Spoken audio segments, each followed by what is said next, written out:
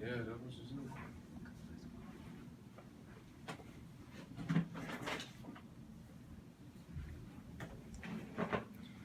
Okay, so the object I chose to represent myself is a labyrinth. And a labyrinth is just a complicated network of paths that make it difficult to find your way.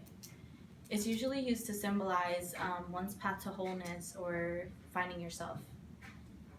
And while going through a labyrinth, you learn three things, which are things that I think I've been working on towards.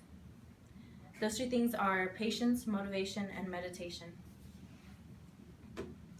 You learn patience while going through a labyrinth just because the paths are extremely long and it's frustrating when you can't get to the center as soon as you would like.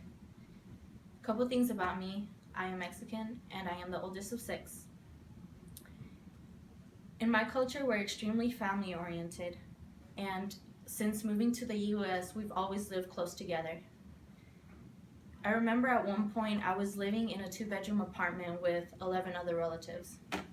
Not joking.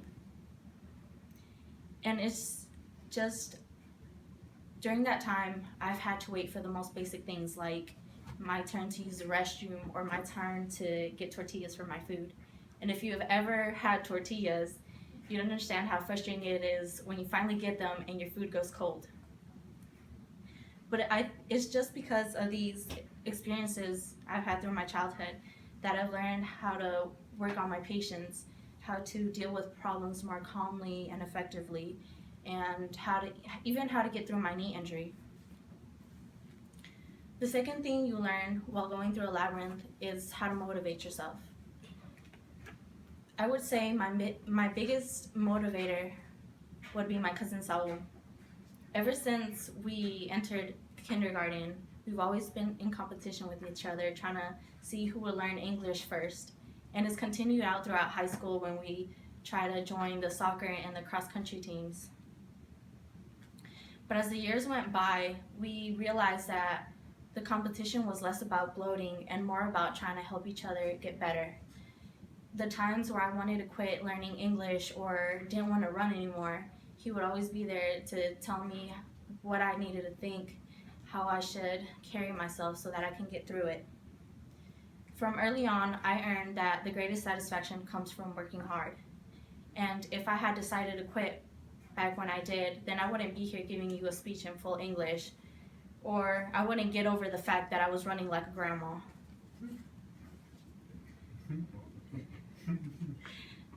The last thing I think that you learn while going through a labyrinth is meditation. And it's something that most people would overlook, but I think is the most important. Back in the ancient times, labyrinths were used as a prayer tool. The ancient Greeks would send people in so that they can just think about where they stand in life and their relationship with God.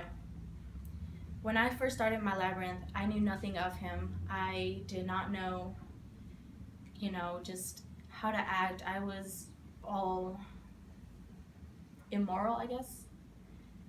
But through the obstacles I faced and through the time I've been in this labyrinth, I've learned that God is at the center and he has always been guiding me to get to where I need to be. Now, most people my age would say, oh, my life is a labyrinth, it's so complicated, it's so hard to be me. But I didn't choose it for its complications or for the doubts that you may have while going through it. I chose it because it's a symbol of discovery and learning. Thank you.